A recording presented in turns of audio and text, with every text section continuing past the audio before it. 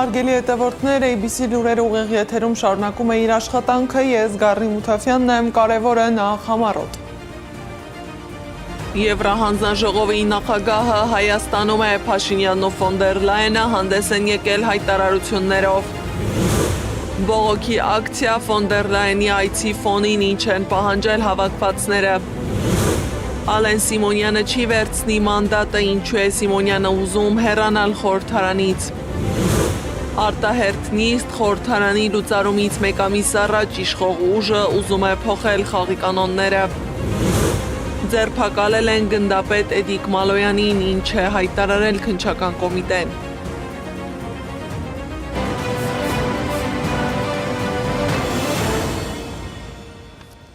Բաքվից Երևան է եկել Եվրոպական հանձնաժողովի նախագահ Ուրսուլա ֆոն դեր Լայենը։ Նա հանդիպել է Նիկոլ Փաշինյանի հետ, ինչից հետո հանդես են եկել համատեղ ասուլիսով։ Քննարկել են տնտեսական հարցեր եւ դրա վերաբերյալ Եվրոպական միության աջակցության տարբեր մեխանիզմների գործարկման ուղղությամբ համատեղ աշխատանքը։ Փաշինյանը հայտարարել է, որ Հայաստանը եւ Եվրոպական միությունը մոտ են իրար առավել քան երբևէ։ Այս արտահայտությունը օրեցօր ավելի է նյութականանում, ստանալով ոչ միայն քաղաքական, այլև գործնական տնտեսական կիրառում։ Ցանկանում եմ շնորհակալություն հայտնել Եվրամիության կողմից տրամադրված 52 միլիոն եվրոյի չափով բյուջետային աջակցության համար, լիահույս լինելով, որ առևտրի դիվերսիֆիկացման եւ արտահանումների խթանման ուղղությամբ Եվրամիության աջակցությունը կլինի շարունակական։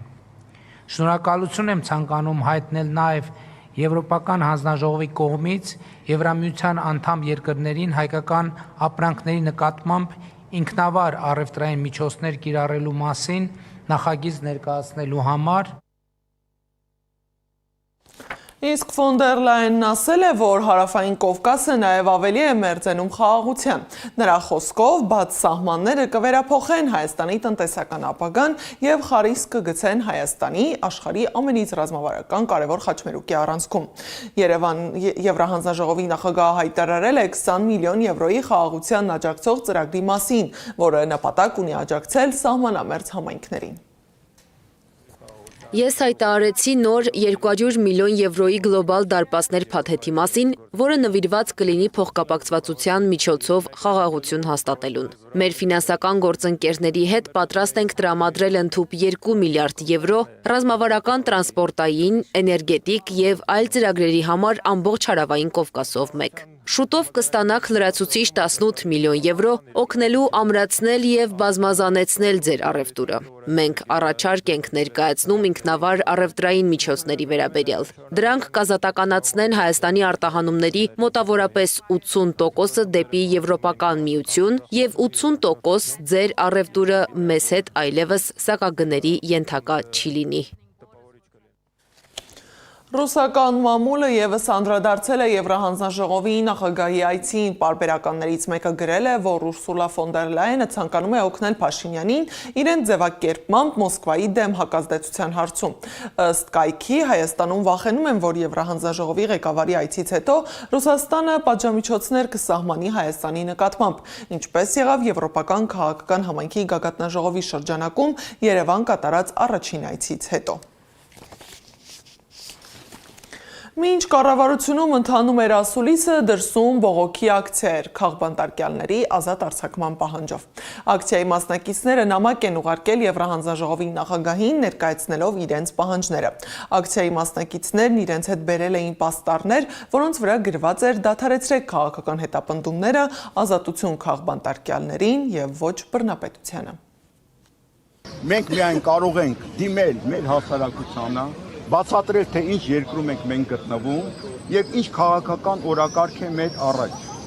Քաղաքացիները պետք է դա հասկանան եւ նաեւ իրենք չպետք է խափնվեն դեմոկրատիա կոչվածին, որովհետեւ այն դեմոկրատիան, որը մեզ առաջարկվում է, դա դեմոկրատիայի ավարտն է եւ իրեն դեմոկրատական կոչվող Եվրոպական միությունը այսօր ոչնչացնում է դեմոկրատիայի վերջին նմուշները Հայաստանում,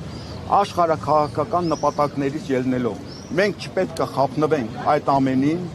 մենք պետք է հասկանանք, որ մեր խնդիրները մենք ենք լուծելու, որևէ բողոք, որևէ մեկին մեզ չի օգնի, իսկ այսօրվա ակցիայի նպատակը այն էր բացել դեմոկրատիայի անունից հանդես եկող այդ մարդկանց իրական դիմակները։ Այստեղից գալուց առաջ Տիկին ֆոն դեր Լայն, դուք գտնվում եք Բաքվում, սեղմել եք մի մարդու ձեռքը, որը թաթախված է արյան մեջ, որի ձեռքով 100,000-ավոր մարդիկ տնավեր են դարձել եւ չեն ապրում իրենց հազարամյակների բնորանում։ Իսկ այսօր դուք այստեղ ձեր այցով, ձեր դիվանագիտական ժեստով խրախուսում եք ավտորիտարիզմը Հայաստանում։ Դուք խրախուսում եք, որ մարդիկ ձերբակալվեն ազատ խոսքի համար, ազատ կարծիքի համար։ Ազատ խոսքը հանցանք չէ։ Freedom is not a crime. Խորհրդարանի լուծարումից մեկ ամիս առաջ կառավարությունն արտահերթ նիստ է հրավիրել։ Քննարկում են ընտրական օրենսգրքում եւ հանրաքվեի մասին սահմանադրական օրենքում փոփոխությունների նախագծերը։ Իշխանության եւ ընդդիմության падգամավորների միջև սուր բանավեճ է ծավալվել, որը վերածվել է լեզվակռվի։ Լարված քննարկումից մի քանի հատված առանց մեկնաբանության։ Նախագծերի հիմնական նպատակն է համապետական ընտրություններին եւ հանրաքվերին մասնակցելու իրավունքի իրացման կարգում ամրագրել Հայաստանի Հանրապետության հետ քաղաքացու փաստացի ստուգելի եւ շարունակական կապի չափանիշը։ Գործող կարգավորմամբ ազգային ժողովի ընտրություններին եւ հանրաքվերներին մասնակցելու իրավունքը հիմնականում կապվում է Հայաստանի Հանրապետության քաղաքացիության եւ ընտրության կամ հանրաքվեի օրը 18 տարին լրացած լինելու հանգամանքների հետ։ Աշխատում եմ որևէ խոշոր Հայաստանում հարկ վճարող ընկերության պայմանականացեմ Մոսկվայի գրասենյակում եւ Հայաստանում մեկ ամիս եմ լինում։ Մի խանգարեք, ինչ ուրախացած։ Կոնկրետ օրինակով ենք ցույց տալիս, թե ձեր նախագիծ ինչ բոբիկ է։ Հիմա գալիս է քաղաքացին, այստեղ ասում է, գիտեք, քանի որ SS հանգամանքներում, ով է որոշում այդ բացառությունների կարգը, երբ ձեր նախագծում բացառություն չկա։ Այսինքն դուք ամբողջությամբ դարձնում եք դա կամայական, ամեն Հայաստանի քաղաքացու ընտրական իրավունքի հարցը ոչ թե օրենքն է որոշում, այլ որևէ X գրասենյակում նստած որևէ մեկը փոխեք նախագիծ, ասեք ով ԿՊ-ին քվեարկում է իրավունք ունի քվեարկելու։ Նիկոլ Փաշինյանն ասում է. Արտերկից կգան մեր հայրենակիցները եւ մենք ունենանք туриզմի նոր տեսակ, ընտրական туриզմ։ Հիմա, այ որ տենց մտահոգություններ ունեիք, ռիսկեր էիք տեսնում, ինձ հետաքրքիր է Նիկոլ Փաշինյանի հետ առիթ եղել է քննարկել։ Այդ ոնց ա եղել, որ ինքը կարողացել է, այսինքն դուք կարողացել եք իրան համոզեք, որ ինքը սխալ է եղել, սխալ բաներ է ասել եւ հիմա կառավարության ներկայացուցիչը գալիս եւ ձեր ուրեմն առաջարկությանը կողմ եք քվեարկում։ Տիկին Ղազարյան, հիմնարար սխալ եք թույլ տալիս, երբ որ ասում եք տեղական ինքնակառավարման մարմնի։ Նախ տեղական ինքնակառավարման մասով Սահմանադրությունը նախատեսել է այդպիսի հնարավորություն։ Ազգային ժողովի ընտրությունների համար չկա այդ հնարավորություն նախատեսված։ Չգիտեմ ձեզ ով է այդ իրավական խորհրդատվությունը տվել։ Սա կատարյալ իրավական տեսակետից ներողություն բարձրացնել, բայց ճշգրիտ պիտի գնահատեմ։ Անգրագիտություն է։ Եվ երկրորդը վիճակագրությունը այնց ստացվեց, որ Սահմանադրական դատարանում այս պահանջը ներկայացվեց։ Ես կհրապարակեմ վիճակագրությունը։ Բացարձակ կապ չունի ձեր կողմից նշվածի հետ։ Բացարձակ եւ կապ չունի մարդը ընտրելու համար է եկել, թե չէ։ Ձեր ասած մտահոգությունը բացարձակ կրկնում եմ կապ չունի Հայաստան այս ժամանակահատվածում այցելած քաղաքացիների թվերի հետ։ Տարօրինակ ոչինչ տեղի չի ունեցել։ ԿՊ-ն իր վարչությունում որոշում է, որն է Հայաստան, որը չէ, որ գյուղերն են հայկական, որ գյուղերը հայկական չեն։ Հիմա էլ վարչության հերթական նիստում որոշել են Հայաստանի քաղաքացիներից ովքեր իրավունք ունեն քվեարկելու, ովքեր չէ։ Ու եկել են այստեղ Կիկոսի մահ են բեմադրում։ Ինչ Հայաստանի բանակում ծառայության մասին եք խոսում, ինչ այլ պարտականությունից խուսափելու մասին եք խոսում, Հայաստանի քաղաքացիների մասին եք խոսում։ Դուք ուզում եք Հայաստանի քաղաքացիների մի մասին զրկել քվեարկելու իրավունքից։ Այն Հայաստանի քաղաքացին, ով պարտավորություն ունի բանակում ծառայելու, ով հարկ էր վճարում, այն Հայաստանի քաղաքացին, ով այստեղ ունի պարտավորություններ։ Դուք պարտավորությունների ծավալը իր չեք փոխում, բայց իրավունքները սահմանափակում եք։ Ազգային ժողովի Հայաստան խմբակցության քարտուղար Արծվիկ Մինասյանը հրապարակել է 2025 և 2026 թվականների մայիսի 25-ից հունիսի 20-ը ընկած ժամանակահատվածի Հայաստանի Հանրապետության քաղաքացիների Հայաստան ժամանման ազգային անվտանգության ծառայության վիճակագրությունը։ Եվ այսպես 2025 թվականի մայիս-հունիս 154,115 քաղաքացի, 2026 թվականի մայիսից հունիս նկատ ժամանակահատվածում 156,159 քաղաքացի։ Մինասյանի խոսքով սրանով պարզ է դառնում, որ նույն ժամանակահատվածի համեմատությամբ քաղաքացիների ներհոսքի տարբերությունը կազմում է մոտ 2000։ Այս վիճակագրությունը ազգային անվտանգության ծառայությունը ներկայացրել է սահմանադրական դատարանին ընտրության արդյունքը վիճարկող դիմումների քննության ժամանակ։ Ռուսաստանի Դաշնության արտգործնախարարության պաշտոնական ներկայացուցիչ Մարիա Զախարովան անդրադարձել է ընտրական օրենսգրքում առաջարկվող փոփոխություններին։ Նրա խոսքով հայկական սփյուռքը փաստացի տարանջատված է մնալու իր երկրի և իր ժողովրդի հասարակական քաղաքական կյանքից։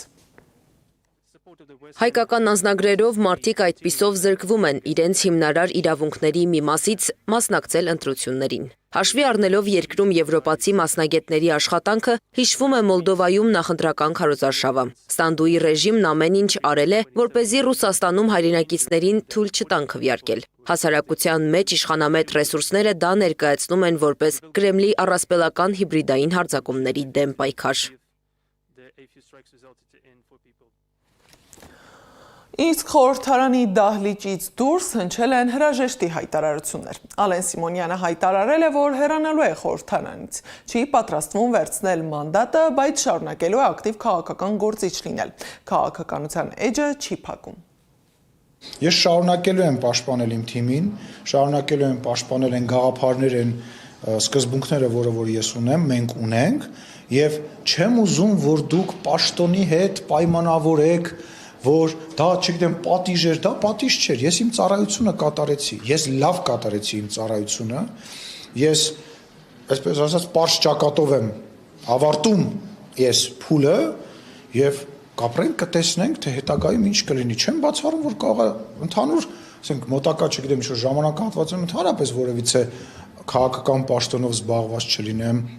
որևիցե բան չեմ բացառում, բայց մի մտցրեք դա ինչ-որ անձնական դաշտ նեղացվածությունը, տեսակ վարչության նիստին չգնաց, անձնական առիթ ունեի, վարչության նիստին չէի գնաց։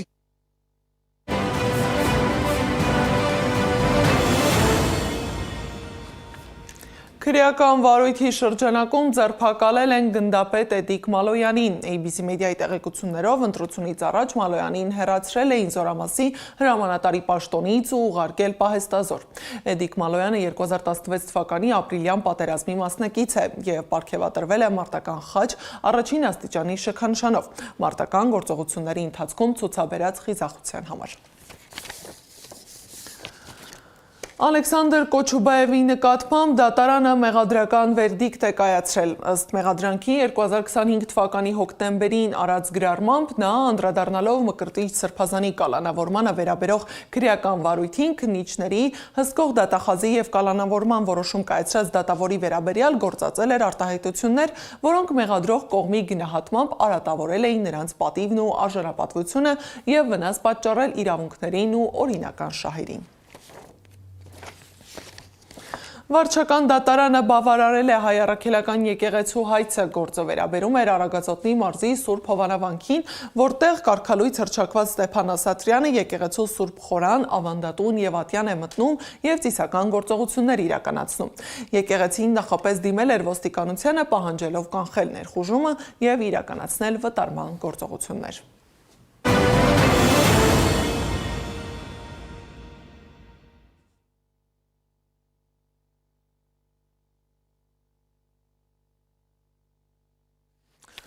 Քաթարցի և պակիստանցի միջնորդները Դոհայում ավարտել են առանձին հանդիպումները ԱՄՆ-ի և Իրանի բանակցողների հետ։ Էմիրության ԱԳՆ պաշտոնական ներկայացուցիչը հայտարարել է, որ խորհրդակցությունների ընթացքում առաջընթաց է գրանցվել։ Հաջորդ հանդիպումը տեղի կունենա հնարավորինս սեղմ ժամկետում։ Իրանի նախկին գերագույն առաջնորդի մահվան կապակցությամբ ՍՔՕ միջոցառումների ավարտից հետո։ Իսրայելի ավիահարվածների ընթացքում ամբողջությամբ ավերվել է Լիբանանի հարավում գտնվող քաղաքացիներից մեկի 24 բազմահարկ շենք եւ եւս 5 մասնակին վնասվել են։ Դյուրոսի փոխքաղաքապետը հայտարարել է, որ փլատակները մաքրելուց հետո պարզվել է, որ այնտեղ զոհվել է 60 քաղաքացի։ Կրեմլի խոսնակ Պեսկովը հայտարարել է, որ Ռուսաստանը կշարունակի ուժեղացնել ճնշումը Կիևի ռեժիմի վրա իր նպատակներին հասնելու համար։ Նա նշել է, որ Գերասիմովն այսօր առավոտյան Պուտինին զեկուցել է Ռուսաստանի զինված ուժերի Ուկրաինայում ռազմական եւ կիսառազմական օբյեկտների դեմ ուղղված զանգվածային պատասխան հարվածի արդյունքների մասին։ Այս ժամի համար նախատեսել էինք այսքանը, շարունակեք հետևել մեզ սոցիալական բոլոր հարթակներում, ժամը 18-ին եթերում կլինի ABC Newsroom-ը, տաղավարում կաշխատի Աննա Սարգսյանը։